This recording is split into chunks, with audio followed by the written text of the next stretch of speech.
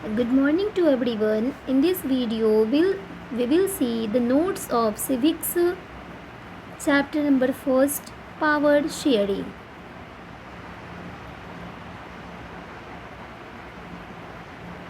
Power sharing notes. Okay, everyone. This is the chapter number first of civics.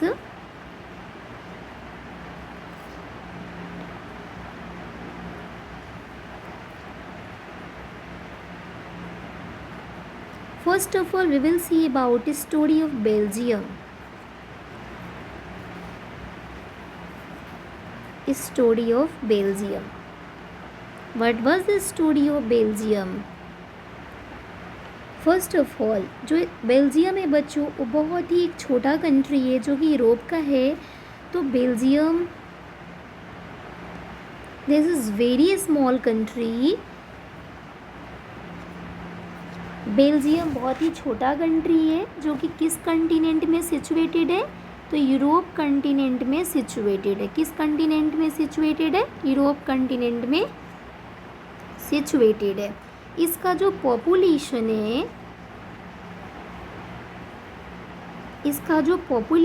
है, a little over 1 crore. Belgium, which is very small country, and this is situated in Europe continent, and the population of Belgium is a little over 1 crore. But the ethnic composition of this small country is very complex. But the ethnic composition of this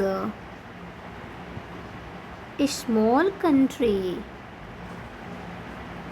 is very complex. Belgium छोटा country तो है, लेकिन यहाँ का जो social division है ना, इतनी कंपोजिशन है, बहुत ही कम्प्लेक्स है. ठीक है ना? कैसे कम्प्लेक्स है? तो यहाँ का जो टोटल पॉपुलेशन है, out of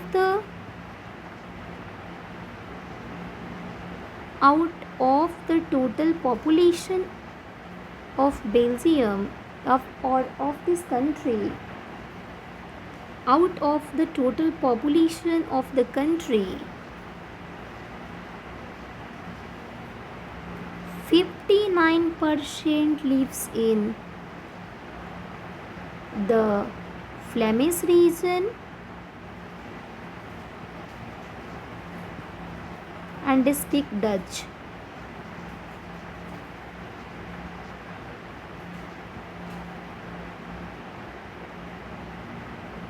Language and speak Dutch language. Next, another 40%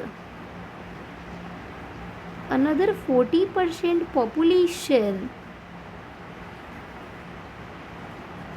live in the Wallonia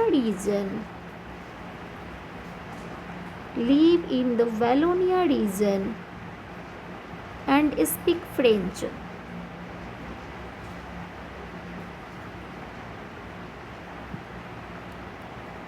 Remaining 1% of the Belgians speak German. Remaining 1% of the Belgians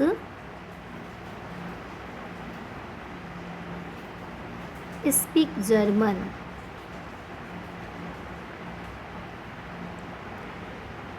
फिर से समझेंगे बच्चों. First of all we will discuss about the story of Belgium. पहली बात कि जो Belgium है वो एक बहुत ही छोटा कंट्री है जो कि यूरोप कंटिनेंट में सिचुएटेड है. ठीक है बच्चों. और यहाँ की जो पॉपुलेशन है लगभग 1 करोड़ के आसपास यहाँ की पॉपुलेशन है. और यहाँ का जो इथनिक कंपोजिशन है, सोशल डिवीज़न है, बहुत ही ज़्यादा कम्प्लेक्स है.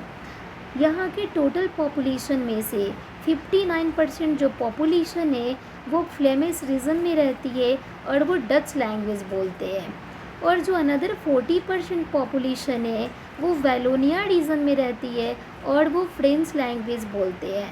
और रिमेनिंग जो 1% जो पॉपुलेशन है वो क्या बोलती है, जर्मन लैंग्वेज बोलती है। ठीक है बच्चों, यहाँ तक क्लियर हो गया। आइए नेक्स्ट देखते हैं। ये पूरे कंट्री की बात थी बेल्जियम की, लेकिन यहाँ का जो कैपिटल है, कि यहाँ का जो कैपिटल है ना बेल्जियम का, ये यहाँ की जो कैपिटल है वो ब्रुसेल्स है।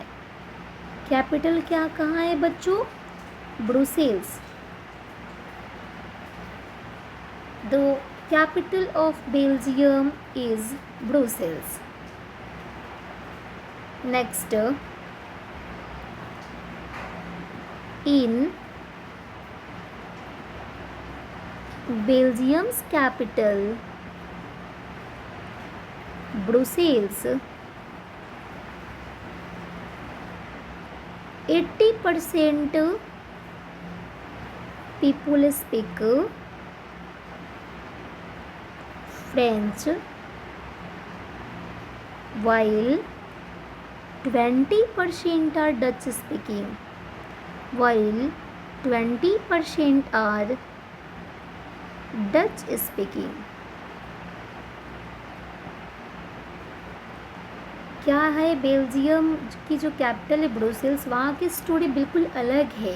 यहाँ का 80% जो पीपल है ना वो फ्रेंच बोलती है, but only 20% people speak Dutch, but only 20% populations are Dutch speaking. लेकिन पूरे बेल्जियम में आप देखोगे तो यहाँ पे 59% लोग क्या बोल रहे हैं, यहाँ पे डच बोल रहे हैं। मतलब यहाँ पे पूरे कंट्री में देखोगे तो यहाँ पे डच स्पीकिंग पॉपुलेशन ज़्यादा है और फ्रेंच स्पीकिंग कम है। लेकिन वही आप सिर्फ और सिर्फ कैपिटल में देखोगे तो कैपिटल में फ्रेंच स्पीकिंग 80% है और डच स्पीकिंग कितने परसेंट है, 20% डच स्पीकिंग है।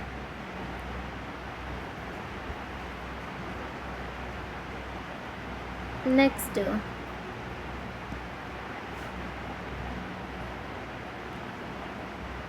इनका जो पॉपुलेशन है, ये जो फ्रेंच स्पीकिंग पॉपुलेशन है, इनकी जो पॉपुलेशन है बिल्कुल कम है,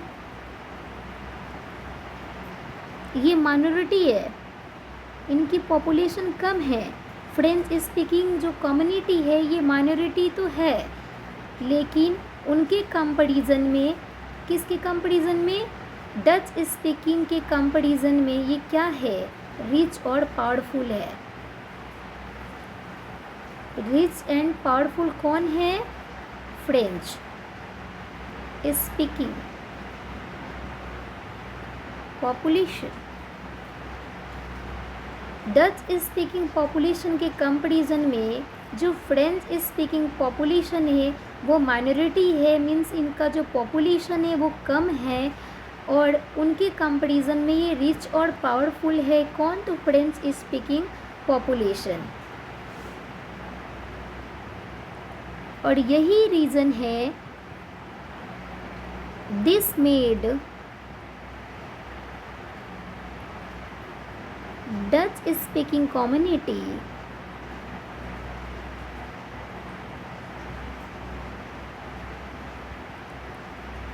angry as they the benefit of economic development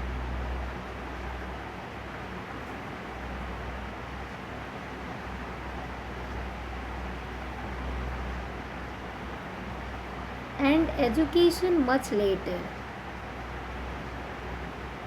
and education much later।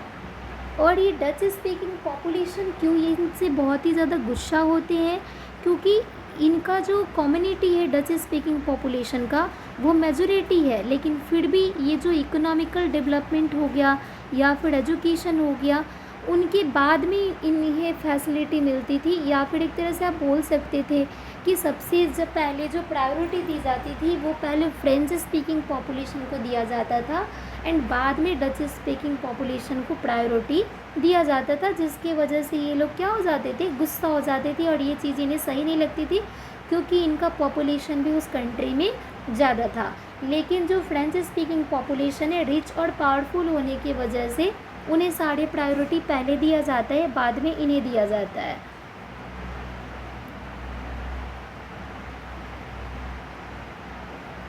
During the 1950s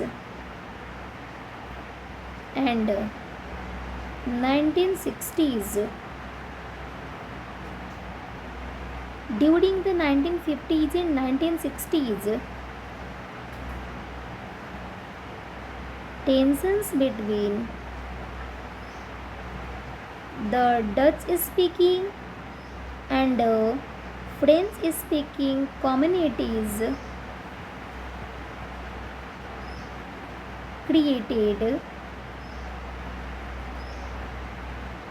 due to these differences.